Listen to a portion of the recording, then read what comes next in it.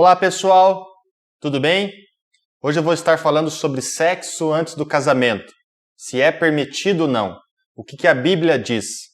Obviamente que este tema é um tema muito delicado, um tema muito sério e ele não pode ser tratado em poucos minutos, muito menos de uma maneira superficial. Então, espero que você tenha paciência, que você assista esse vídeo por completo. Eu fiz questão de mostrar alguns slides e de ensinar bem detalhadamente sobre este tema e eu espero que este vídeo possa abençoar a tua vida, ok? Então vamos assistir aqui os slides, vamos lá. Pois bem, pessoal, então vamos dar início aqui trazendo a definição da palavra fornicação no dicionário português, que diz assim: vulgar, ação de fornicar, sexo ou relação sexual, coito. Relação sexual entre pessoas que não são casadas ou não possuem um relacionamento estável. E para a religião, é a relação sexual com teor pecaminoso, pecado de luxúria, pecados carnais. Vamos ver o que a Bíblia diz agora. Lá em 1 Coríntios, no capítulo 6, verso 9 e 10, diz assim: acaso não sabeis que os injustos não herdarão o reino de Deus?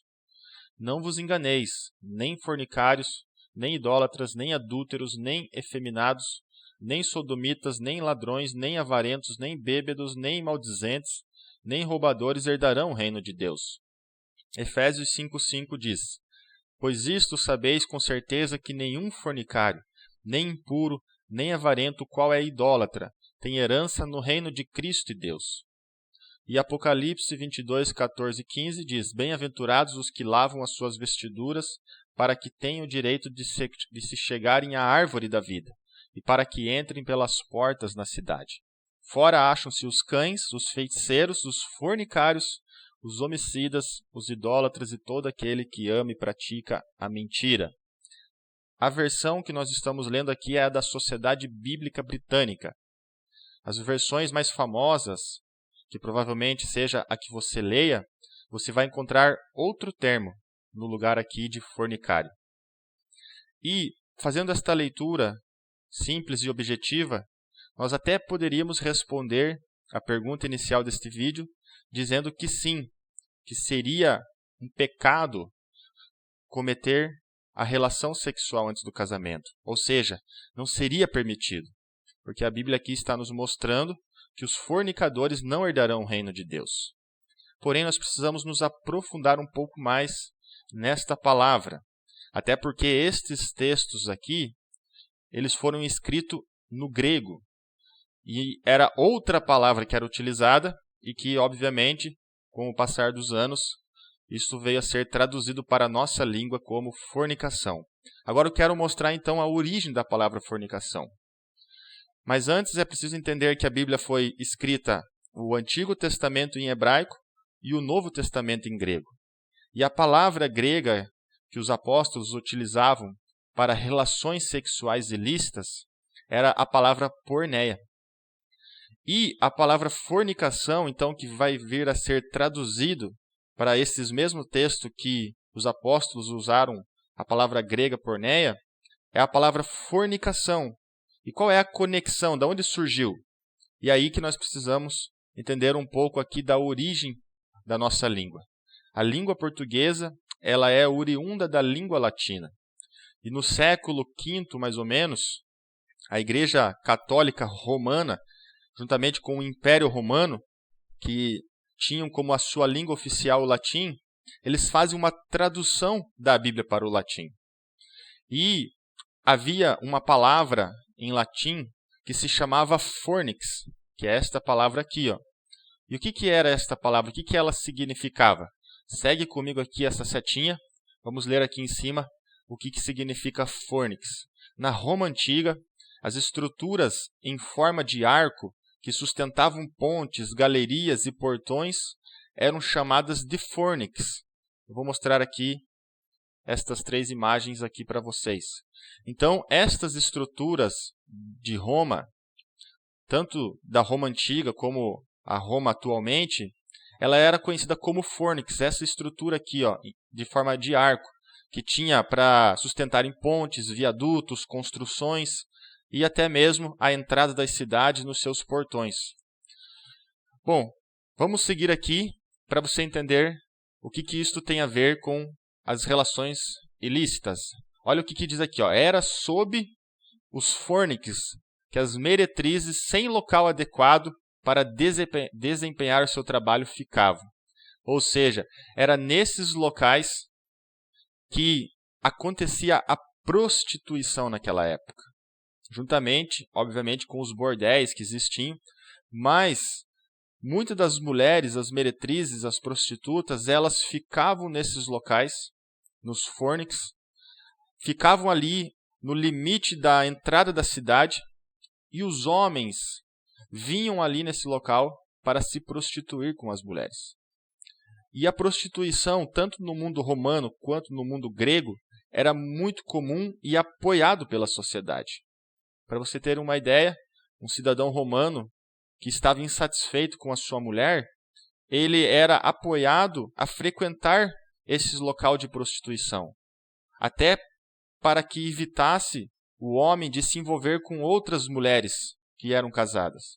Então, se ele estava insatisfeito e para ele satisfazer os seus desejos carnais, eles eram apoiados a frequentar esses locais de prostituição. E no mundo grego era a mesma coisa. No mundo grego, eles hipervalorizavam a beleza humana, tanto fosse ela masculina quanto feminina. E para isso, não importava o sexo para eles escolherem se relacionar. Se um homem achasse outro homem bonito, isso já era suficiente para eles se relacionarem. Se uma mulher achasse uma mulher bonita, já era suficiente.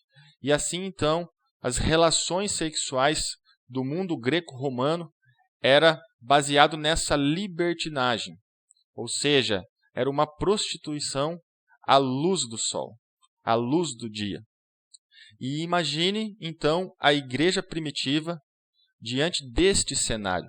É este cenário que se inicia a igreja cristã e que os apóstolos e os primeiros discípulos de Cristo estavam enfrentando e evangelizando estas pessoas. Então, por isso que Paulo vai escrever ali nas cartas para que eles fugissem da porneia, as relações sexuais ilícitas, que quem vivia naquelas práticas, eles não iriam herdar o reino de Deus, não tinham parte com Cristo. E então, destes fônix, que eram essas estruturas, vai surgir um verbo, que é esta palavra aqui, fornicare, uma outra palavra latina, que foi atribuída para aqueles que frequentavam esses lugares de prostituição. Então, a pessoa que frequentava ali os fônix, eles falavam que era a fornicare, ou seja, seria a prostituição. E desta palavra vai originar-se a palavra fornicação na nossa língua portuguesa. Então, assim surgiu. Então, percebo que a tradução que nós temos lá do original grego, que era a palavra porneia, e hoje na nossa Bíblia em português nós temos a palavra fornicação, e esta palavra fornicação, no nosso mundo de hoje, ela acabou se expandindo o seu significado e abrangendo um entendimento muito mais amplo, porque todo relacionamento que não seja dentro do casamento, ele acaba se tornando como um relacionamento pecaminoso, e por isso a palavra fornicação, que estava fazendo um paralelo àquilo que acontecia no primeiro século. Mas percebam que o texto escrito pelos apóstolos estava combatendo exatamente estas práticas do mundo greco-romano do primeiro século. Ok? Agora nós vamos entender um pouco da origem do casamento. Quem criou o casamento e quando que ele se iniciou? E a Bíblia nos mostra em Gênesis capítulo 2 a história de Adão e Eva. E a Bíblia diz assim no versículo 23, e disse Adão, esta é agora osso dos meus ossos e carne da minha carne. Esta será chamada mulher, porquanto do homem foi tomada. Então, Deus cria Adão, vê que não era bom que ele vivesse só, e Deus cria a mulher, a Eva. E os dois acabam se relacionando, se tornando uma só carne, e é neste momento que se inicia o casamento na terra. Então, o criador do casamento é Deus. Deus é quem criou o casamento. Deus é quem criou a família, consequentemente. E então, a gente tem o início do casamento já no início da história da humanidade. Agora vamos entender como era o casamento e quando ele se iniciava na cultura judaica. Vamos ler aqui Êxodo 22, no verso 16, que diz assim: Se alguém seduzir qualquer virgem que não estava desposada, ou seja, comprometida, e se deitar com ela, pagará seu dote e a tomará por mulher. Ou seja, se um homem acabasse se relacionando com uma mulher que era virgem, que não estava comprometida com ninguém, automaticamente este homem deveria tomar esta mulher por esposa. Ele também teria que pagar o dote, que era um valor fixado para pagar ao pai da moça, e era neste momento que iniciava-se o casamento deles. Porque agora eles eram homem e mulher, marido e esposa. E por isso, então, nós podemos concluir que o casamento no Antigo Testamento ele se iniciava com o ato sexual. Por isso que isto era algo muito sério diante de Deus. E é até hoje, obviamente. Veja esse outro texto em Deuteronômio 22, no versos 28 e 29. Se um homem achar moça virgem, que não está desposada, e a pegar, e se deitar com ela, e forem apanhados, então o homem que se deitou com ela dará ao pai da moça 50 siclos de prata, e uma vez que a humilhou, lhe será por mulher. Não poderá mandá-la embora durante a sua vida. Olha só, aqui também faz parte da lei de Moisés, a Bíblia dizendo que se um homem acha uma moça virgem, que não está desposada, e se relaciona sexualmente com ela, automaticamente este homem tinha a obrigação de ter esta mulher como a sua esposa. Ele não tinha mais o direito de mandá-la embora. E ele deveria pagar o dote, aqui no texto diz 50 siclos de prata.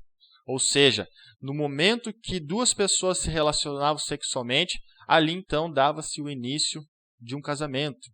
E assim foi durante todo o entendimento judaico, todo o entendimento do Antigo Testamento, até chegarmos no Novo Testamento e chegarmos na história cristã que nós estamos inseridos. Então eu vou passar aqui agora um pouquinho da história do casamento, ali a origem. O mais importante de você entender é que foi Deus quem criou o casamento. E agora nós vamos entender um pouco a história do casamento. Bom, nos primeiros séculos da igreja, os pais primitivos, até aproximadamente ali o quinto, sexto século, eles não tiveram tanta influência na questão do casamento das pessoas. Porque os primeiros pais primitivos, eles entendiam e olhavam o casamento como uma satisfação da nossa carne. Ou seja, eles não olhavam com bons olhos. E eles supervalorizavam aquela vida espiritual. Creio eu até pelo fato deles estarem inseridos naquele mundo greco-romano, que era totalmente depravado moralmente e sexualmente, que viviam em práticas poligâmicas, em práticas de incesto, de bestialidade. E os pais primitivos estão diante desse cenário tentando evangelizar as pessoas, e eles olhavam esses relacionamentos e essas uniões das pessoas mais como um motivo para que elas satisfazessem os seus pecados carnais. E a igreja, então, ela não teve assim aquele envolvimento de regulamentar o casamento, de regularizar, de colocar balizas. Então o casamento ele era basicamente como ele sempre foi. As pessoas acabavam se conhecendo, se relacionando, criando suas famílias, morando juntas, e assim, nos primeiros séculos, foram acontecendo os casamentos. E chega um momento, então, que a igreja começa a se envolver um pouco mais, criar um entendimento diferente. A igreja que valorizava muito a questão da castidade, de mortificar a carne, de fazer prevalecer o espírito, de buscar as coisas celestiais, ela começa a olhar o casamento como ele sendo algo importante também. Inclusive, ele com certeza era importante, como a gente viu no slide anterior, porque foi criado por Deus. Só que a igreja ela entendia que o casamento ele deveria ter um propósito maior e um fim especial. E a igreja chega à conclusão que o casamento ele tinha o propósito de procriação. E a igreja foi tendo durante a história e os seus concílios alguns entendimentos diferentes e fazendo alguns ajustes, mas o grande divisor da história em relação ao casamento religioso da igreja vai acontecer no século XII depois de Cristo. No ano de 1140 até 1145 é publicado o Decreto de Graciano, e é neste momento que tem um divisor de águas em relação ao casamento, porque a partir de então a igreja começa a colocar alguns limites, e a igreja começa a ter a influência nos casamentos civis, porque até então os casamentos na Idade Média e no período do feudalismo, eles eram praticamente que quase todos os casamentos arranjados. As pessoas elas não tinham o direito de escolherem com quem elas queriam casar. Na Idade Média, o que prevaleceu eram as alianças militares territoriais das famílias. Então, tinham lá as pessoas poderosas, que tinham muito dinheiro, os senhores feudais com os seus territórios, e para que eles continuassem mantendo o seu poder, o seu controle territorial, as famílias poderosas se uniam e os pais arranjavam os casamentos para os seus filhos. E a igreja, então, neste momento, ela, dentro do seu decreto, ela começa a ter um posicionamento mais duro, mais rígido e uma influência, porque a essas alturas, a Igreja Católica Romana, ela tinha uma influência em todas as esferas da sociedade, seja na área da educação, na área da ciência, na área... Qual fosse a área, a igreja tinha o poder. Poder financeiro, poder político, tinha uma influência muito grande. E a igreja, uma das principais coisas que ela faz neste momento é que os casamentos, a partir de então, deveriam acontecer apenas com o consentimento mútuo das partes. Não poderia mais ser arranjados e as pessoas serem obrigadas a casar com quem elas talvez nem queriam casar. E a partir de então, a igreja fala que as pessoas precisam querer casar. Elas precisam consentir no casamento. Neste momento também a igreja estabelece que para que o casamento fosse oficializado diante dos olhos de Deus, ele precisava ser diante dos sacerdotes, com as testemunhas ali. É neste momento que a igreja começa a estabelecer algumas regras, porque até então a igreja, como eu falei, ela ficou aquém deste assunto. E os próprios casamentos, mesmo de muitos reis já tendo se convertido ao cristianismo, ainda eles tinham relacionamentos poligâmicos, os reis tinham várias mulheres, as pessoas se relacionavam com familiares, e a igreja começou a colocar então algumas regras, algumas ordens, e isto vai acontecer em outros concílios, no século XIV, XV, a igreja vai estabelecendo, teve até mesmo alguns abusos por parte da igreja, onde ela vem até moldar toda a forma e modelo que deveria ser o casamento e principalmente as relações sexuais das pessoas, mas é apenas depois de 1100 anos que a igreja começa a criar uma imagem assim um pouquinho mais formalizada do que era casamento. Agora, quando olhamos para a história, eu volto a dizer, não foi a igreja que criou o casamento. Quem criou foi Deus. A igreja começou a trazer algumas balizas, algumas arestas para regulamentar e organizar os casamentos. Inclusive, uma das desejos da igreja era exatamente também inibir as práticas desenfreadas sexualmente que as pessoas viviam. Bom, agora vamos dar mais um pulo na história e vamos chegar no século XIX. É neste momento que no nosso país, na nossa nação brasileira, no ano de 1874, através do decreto 5604, que é regulamentado os registros civis de nascimentos, de casamentos e óbitos. Ou seja, depois de 1800 anos, é que para nós considerarmos uma pessoa hoje, nos nossos dias, para nós considerarmos alguém ou nós nos considerarmos casados, realmente, a gente precisa ter uma certidão de casamento. Então você precisa ir lá com o seu cônjuge, num cartório, assinar um documento para então oficializar que você é casado. A pergunta que eu faço, para Deus, o casamento ele só inicia-se depois que nós temos uma certidão? O casamento para Deus só inicia depois da maneira que a Igreja Católica entendeu a partir do século XII? Ou para Deus o casamento é algo muito anterior, como nós já vimos ali, e que quando as pessoas elas se uniam, elas já, aos olhos de Deus, já estavam em matrimônio. Elas já tinham um compromisso. Por isso que o desejo de Deus sempre foi e sempre será que as pessoas se relacionassem apenas com uma pessoa e que elas tivessem um relacionamento amoroso que fosse para sempre. Obviamente que não foi assim na história, que não é assim na história, mas o que Deus criou era perfeito. Agora nós, os homens, acabamos deturpando o valor moral de Deus. A pergunta que eu faço novamente é: será que para Deus é o documento que hoje nós somos obrigados a ter para simbolizar que estamos casados? Será que para Deus é isso que define? Vamos olhar aqui duas situações hipotéticas, mas que acontecem todos os dias à nossa volta.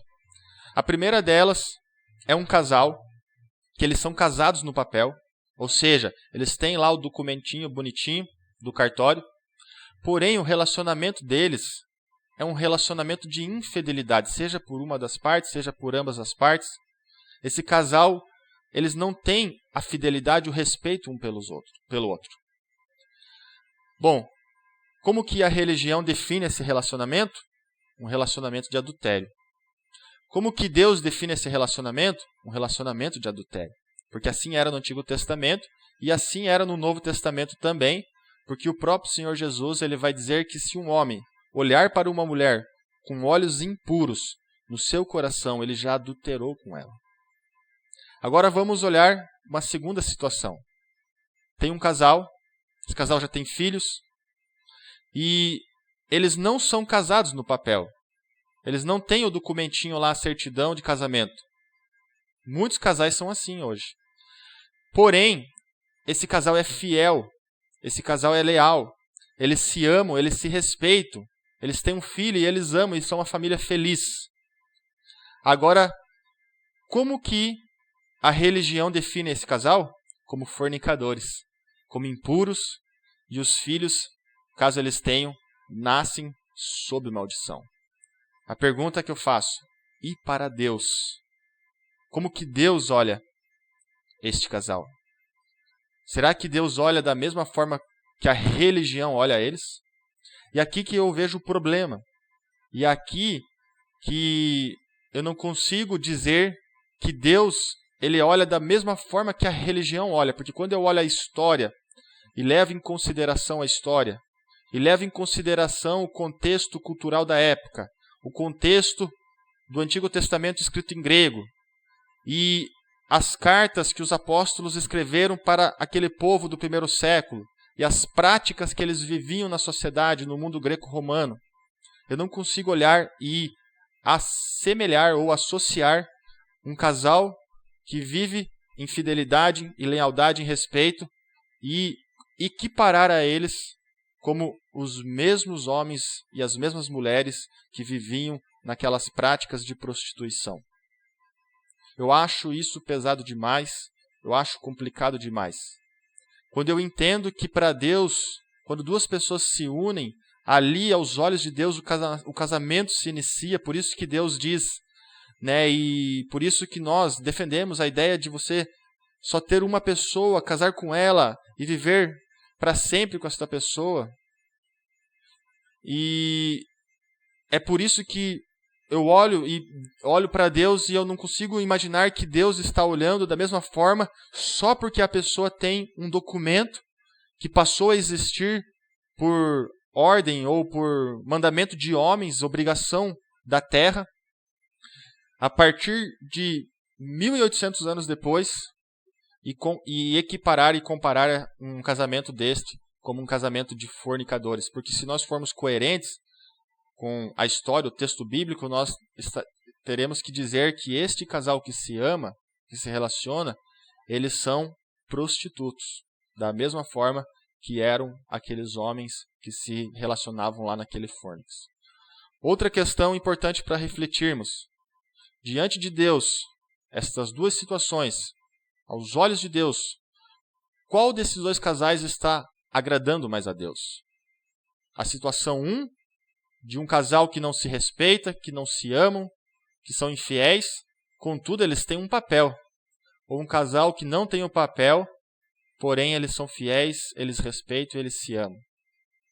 Eu acho que se nós respondermos que é a situação 1, porque eles têm o papel, mesmo que seja um casamento infiel, nós estaríamos entrando em contradições e talvez nós estaríamos criando um Deus bipolar, um Deus estranho. Porque quando eu olho para a Bíblia, para o Evangelho, eu vejo que Deus valorizava muito mais aquilo que era interno no coração dos homens do que a própria lei, principalmente a lei de Moisés. Eu vejo Jesus curando no sábado, a lei dizia que não podia curar. Eu vejo Jesus perdoando uma mulher adúltera, a lei dizia que deveria apedrejar. Eu vejo Deus falando para Saul, é melhor obedecer do que sacrificar. Eu vejo Jesus falando para os fariseus que vocês dão o dízimo, que vocês cumprem aí a lei, mas o mais importante vocês não fazem, que é o amor, que é a paz, que é o perdão, que é a benignidade. Então percebam, queridos, que a lei ela veio existir na terra exatamente para nos mostrar que nós somos pecadores. A lei em si ela não é ruim, mas ela veio mostrar que nós somos incapazes de cumprir a lei. E quando Cristo vem na terra, ele vem mostrar que existe um padrão moral superior, que agora a nossa vida cristã e o nosso cristianismo ele deve ser vivido em espírito e em verdade, em sinceridade no coração. Então eu não consigo olhar com os olhos da religião. E o propósito deste vídeo é tentar tirar sobre as costas de muitos o peso que eles carregaram, que foi imposto pela religião sobre eles. Pessoas que se amam, que se amaram e que se relacionaram, talvez até chegaram a ter filhos antes de oficializarem um casamento no papel, mas então entraram numa igreja ou faziam parte de uma igreja e ouviram da parte da igreja que eles eram fornicadores, impuros e que os filhos estavam sob maldições. Eu acho isso pesado demais e eu não vejo Deus lançando esse peso sobre o ombro de ninguém. Obviamente, queridos, que eu não estou aqui para defender as pessoas se relacionarem antes do casamento. Também não estou defendendo aqui as pessoas não casarem no cartório. A minha defesa é que nós não podemos colocar tudo no mesmo balaio e comparar uma pessoa que se ama, talvez um casal de noivos, de namorados, que estão se preparando para o casamento, mas que porventura se relacionaram, e eles acharem que Deus está olhando para eles da mesma forma que Deus olhava para aquele povo que era promíscuo, devasso, aquele povo que se prostituía no primeiro século. Eu não consigo ver dessa forma. Eu vejo algo muito pesado olhar dessa forma. E é isso que eu estou defendendo. Até porque na cultura hebraica não existia o namoro nem o noivado. É aquilo que nós vimos. Na hora que se relacionavam, começou o casamento. Nós vivemos num mundo pós-moderno. Esses padrões de relação, eles foram totalmente deturpados. Mas se nós queremos ser de Deus, nós precisamos olhar para a origem. Foi o que Jesus falou, como era no princípio. Olhe no princípio, como que Deus criou no princípio. Então, queridos, eu não estou aqui para defender. E eu vou encerrar este vídeo trazendo aqui a minha opinião final, trazendo a conclusão. E a minha opinião final, e a minha conclusão, e a minha defesa é exatamente aquilo que você talvez está pensando o contrário. Talvez você está dizendo, bom, o cara está apoiando os caras se relacionarem, ele está apoiando as pessoas não casarem e viverem, e ele está dizendo que não é pecado. Não é isso, queridos. Se a pessoa ela se relaciona, ela é solteira e fica se relacionando com inúmeras pessoas, com nenhum propósito de casar com elas, apenas por curtição, isto sim é fornicação. Isto é prostituição. Isto é um relacionamento sexual ilícito. Se são um casal de namorados, mesmo que namore e se ame, mas que não tem nenhum propósito de casarem também, eu vejo que hoje, dentro da nossa cultura, nós devemos obedecer à nossa cultura, também estariam em fornicação. O que eu defendo aqui são aqueles casais que, porventura, tiveram algum tipo de relacionamento, que se amam, porque nós, da parte da religião, vamos dizer que elas não estão casadas, mas será que Deus olha elas como não casadas? Porque se nós levarmos em consideração a história toda, para Deus elas estão sim casadas. Porque no momento que elas começaram a ter intimidade sexual, para Deus, elas já estão vivendo um casamento. E elas precisam ser fiéis uma para com a outra. E elas podem ser muito felizes sim. Agora, o que eu defendo? Eu defendo que o sexo seja dentro da nossa cultura e da nossa realidade, que o sexo seja praticado apenas após o casamento. Esta é a minha defesa. Então, se um casal de jovens vier me perguntar, ou você que está ouvindo este vídeo, eu direi para ela, para que ela se guarde e que ela espere o dia do seu casamento. O dia que ela vai se unir com a sua esposa ou com o seu marido, vão morar no mesmo ambiente, no mesmo lar, e aí então você inicia-se a sua vida sexual. Por qual motivo? Principalmente pelas implicações emocionais. Porque se você não tem o propósito de viver com esta mulher ou com este homem para sempre, e você está aí apenas curtindo, porque você acha legal, porque você acha, né, que é um prazer, isto pode implicar em muitas consequências emocionais. E isto pode acarretar aí problemas emocionais para os teus próximos relacionamentos, ou você pode ser ferido, ou você pode ferir alguém. Então, não é uma defesa pela religião, é uma defesa, uma precaução das nossas emoções. Então, esta seria o meu conselho. O outro ponto que eu defendo é que você case sim no cartório. Se você está ouvindo este vídeo e você mora com alguém, se você se relaciona com alguém, mas você já mora junto, o que eu te sugiro é que você vá e oficialize o teu casamento. Porque nós devemos obedecer às leis regentes. Foi o que Jesus nos ensinou. Jesus obedecia às leis da terra e às leis dos homens. Mesmo que quando ele precisava fazer o bem, e isto era uma quebra, digamos assim, da lei de Moisés, ele fazia. Caso contrário, Jesus cumpriu toda a lei. Então, queridos, o que eu defendo é que sim, você cumpra a lei dos homens. Se a nossa lei hoje diz, mesmo que seja algo do século XIX para cá, que nós devemos ter uma certidão de casamento, se você ama a sua esposa, se você ama o seu marido, a pessoa com a qual você vive, você não terá problema nenhum de oficializar. Então eu defendo isto. Mas, outra vez eu digo, não é uma defesa religiosa. Sem religiosidade. A série aqui que eu estou iniciando é espiritualidade. Então a minha defesa é que você apenas cumpra aquilo que Jesus fez, em obedecer às leis dos homens, em ser um homem temente. Então não é que defendendo a religião, porque se você não fizer isso, você está debaixo de maldições e você é um fornicador, e os fornicadores, como nós lemos lá nos textos iniciais, não herdarão o reino de Deus. Não é isso, eu não posso colocar esse peso e nem te julgar. Só Deus pode te julgar. Deus conhece o teu coração, o coração do teu cônjuge, da tua esposa, do teu marido, do teu namorado, do teu noivo. Deus é quem vai julgar. Se vocês se amam de fato, eu não tenho como julgar. Mas a minha opinião, se você me pedir, ou se alguém me pedir um dia, é esta, que você sim case no cartório também. O outro ponto aqui para encerrar, que eu defendo, é a indissolubilidade do casamento. Ou seja, o casamento deve ser eterno. Por quê? Porque este era o plano inicial de Deus. Quando Jesus ele é indagado pelos fariseus a respeito de casamento, ele vai citar o início, Gênesis 2, onde a Bíblia diz que o homem vai deixar o pai e vai deixar a casa da sua mãe e unir-se-á a uma mulher, e os dois tornarão uma só carne. E Jesus vai citar isto. E Jesus acrescenta algo mais. Ele diz assim: portanto, não separe o homem aquilo que Deus uniu. Então a minha defesa, outra vez repito, sem religiosidade. Então eu não estou aqui dizendo que quem acabou se divorciando, ou a quem está no segundo casamento, ou terceiro casamento, esta pessoa está sobre uma condenação eterna. Não. Inclusive, este é um outro ponto que eu quero tratar um dia, gravar um outro vídeo, como que Deus olha e como que a religião olha a questão de divórcio, do segundo casamento e tudo mais. Então, a minha defesa simplesmente é porque este era o plano inicial de Deus, o desejo de Deus. E eu sei que todo mundo que entra num relacionamento, num casamento, ele não entra com o pensamento que um dia vai acabar. Ele entra com o pensamento de que aquele relacionamento seja eterno. Contudo, a gente sabe que nem todas as coisas acontecem como nós esperamos. Então, a minha defesa é isso. E outro fator e motivo importante da minha defesa da indissolubilidade é que quando nós passamos por um divórcio, os estragos emocionais são enormes e vai atingir inúmeras pessoas. e principalmente os filhos.